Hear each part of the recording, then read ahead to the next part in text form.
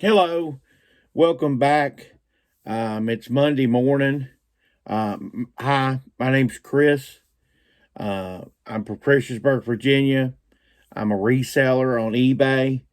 Today, I want to kind of do a little bit different video than I normally do.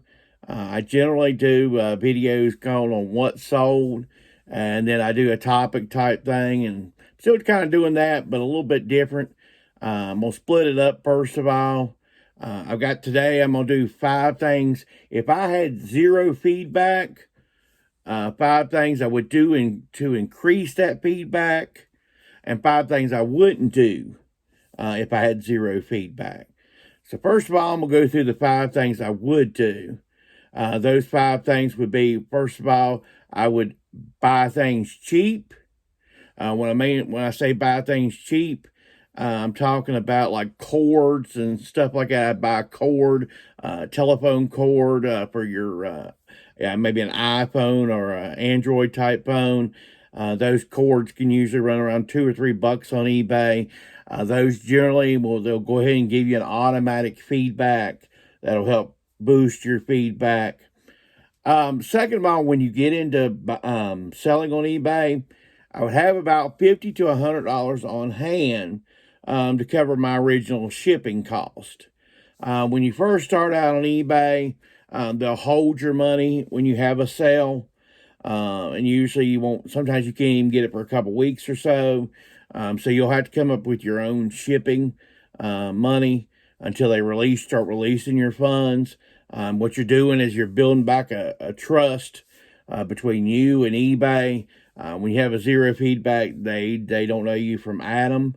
So until that, they won't release your funds as quickly. So I would happily have at least $50 to $100 on hand to cover your original shipping fees, even if you sell your item plus shipping.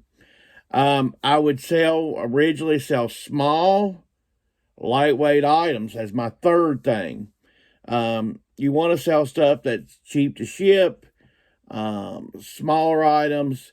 That way, you're having less possibility of returns. What you want to immediately even an experienced reseller, but especially when you're starting off new with a zero feedback, the last thing you need is a return.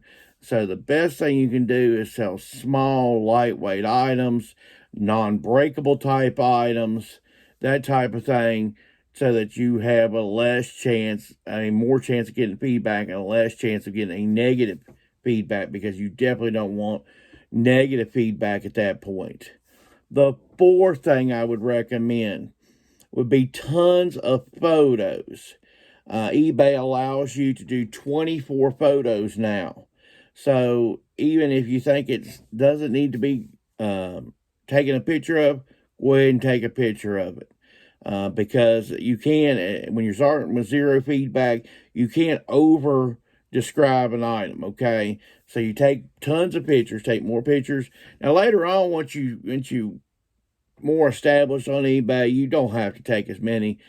Say like a piece of clothing, I generally take 6 pictures of clothing before I post it. That's a minimum. Sometimes I take as much as 10 pictures. If you were starting off brand new and if you want to sell a piece of clothing, I'd recommend probably take 10 to 12 pictures to start off with. And I'd over describe it in the description. Usually I just do a couple lines that does the description. I tell what type of shipping options I'm giving. But I would recommend, if you were new with zero feedback, give over description, break everything down as possible. Make your listings, if you're at zero feedback, make your listings absolutely the best listings that you can make. And the fifth thing I would do if I was new with zero feedback, I would ship the item extremely quickly.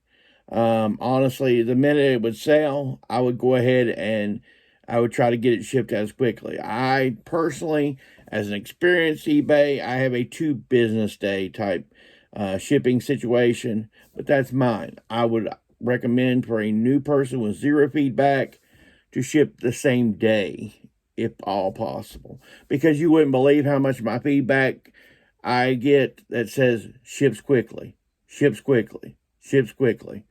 That's what you want. The quicker the person gets the item, the better they get it. You will get feedback. Okay, now I'm going to go over a few things we've sold. Then we'll go over 5 things I wouldn't recommend that you do if you want feedback very quickly. All right, let's go to what sold real quickly. I sold this Harley Davidson t-shirt. Got $16 free shipping out of it. It is a women's shirt. It is an extra large. You can see Harley Davidson, two-sided. It's new with tags. $16 free shipping. Last week, if you watched last week's video, I talked about how the sell-through rate on this book was, and I hadn't sold it yet, even though I'd reduced the price. Finally sold. About $7.50 free shipping is about what I got out of it. Like I said, the sell-through rate and the way it sold didn't exactly match up, in my opinion. But I'm glad to have it sold. I generally would not list an item under $9.99 free shipping. I just did this for the video's sake and last week's video and all that. I actually had originally listed for the $9.99 and it wasn't selling, so I just dropped the price. It was promoted. I was just seeing how much it took sometimes just to get an item to get sold. And it did finally sell this weekend. I said about $7.50 free shipping. I don't recommend you list items that low, but you do what you want to. Got Sly Cooper here. PS3. It doesn't have a manual. Just the games in here. Got like $24 free shipping out of it. I buy this off of a guy that does a little bit of flea marketing and got it off of him. I had a big haul video a while back, about a month or so ago. Got a bunch of Xbox games. Got a bunch of Star Wars Xbox games. This was in it, Battlefront 2. We got about $17 free shipping. It is complete. It's got even a little card type thing in there that you would have filled out. But it had an excellent disc too. I tried it out. I tested it too. A couple of discs in that a lot I bought were a little scratched up, but that one's not too bad. Sold that. Sold this hat. This got a yard sale late last year. Bought it and a couple other hats. I paid $2 for all 3 of them. Got $20 free shipping out of this one. Done sold the other 2. I had this one kind of marked a little high. So I decided to I had about 5 watchers on it. So I just decided to go ahead and throw a price out there. It doesn't have a lot of markings and stuff. It's got a medium. Just says it's union made and stuff. So I knew it was an older type of hat to have that type of stamping in it. Kind of thought about it. Made me think of the type of hat that if you ever watched the show Sanford and Son, that Rollo would have wore. If you ever watched that show, just thought that was that type of hat. But like I said, I sent out some offers for $20, and somebody decided to buy it. So it's $20 free shipping. I will ship that in a box. I sold this. This is a cigarette advertisement for Pall Mall cigarettes shirt. Got this at half price at the Salvation Army. That's why I picked it up. No name brand that's any popular or anything like that. Just the Pall Mall. I knew it had to be an older type shirt. Actually, it's Demi K, I think. A Dunbrookie type shirt. They used to make a lot of shirts back in the day. This is a vintage type shirt. I just got $15 free shipping, but like I said, I only paid $1.50. It was on sale in my store, so it sold. I had it quite a while, so honestly, I wouldn't recommend to buy this shirt. The last thing I'm going to go over that I sold Sir Douglas and the Texas Tornadoes. It's a vinyl album. I got $18 free shipping. The album was pretty good shape.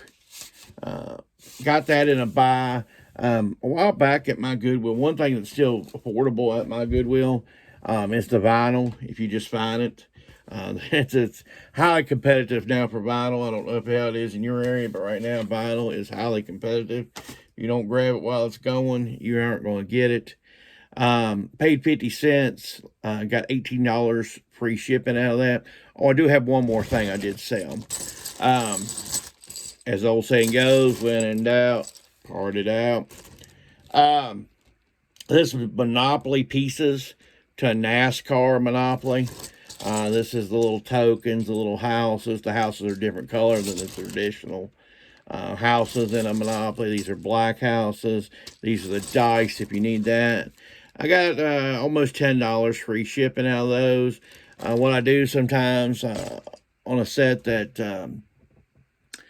doesn't hold a lot of value as a whole, as a Monopoly set, say I pick it up at $1 or $2 at a yard sale, I will go ahead and break it down into about 4 or 5 different lots. You're looking then at $50, with shipping, paying shipping, but you can imagine shipping on this is not much. All right, so we did 5 do's. We did the what solds. Now let's go through 5 things I wouldn't do if I was starting with 0 feedback. First thing I wouldn't do if I wouldn't sell electronics. The return on electronics is not good. Multiple things too with electronics.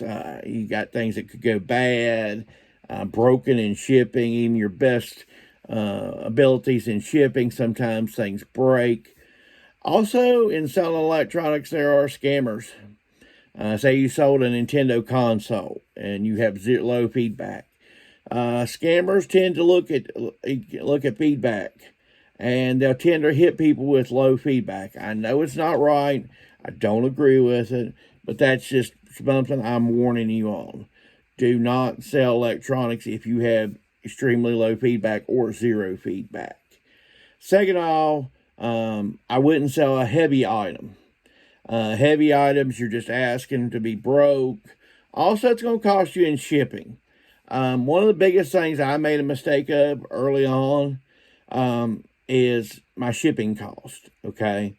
Because if you, like, I live in Virginia, if I ship a heavy item to California, it could easily be $20 without even trying, $20 or more to ship an item. And you may only charge $5 shipping or something like that. You're out $15, you've actually lost money. So you're not, you're asking to get broke, you're asking to lose money. It's just not anything good when you have a low feedback. The third thing I would not do is sell high-end jewelry if I had 0 feedback. Same thing with electronics. You're asking to be scammed, just all kinds of things. The thing if I was going to sell any jewelry, and this it wouldn't actually be bad, maybe costume jewelry. If I did sell costume jewelry, take a ton of pictures.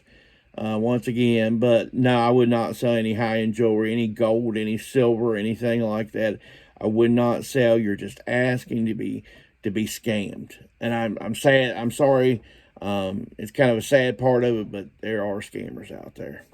Even the most well-accomplished resellers will run into scammers. The fourth thing I would not recommend to do if you have 0 feedback is to run an auction.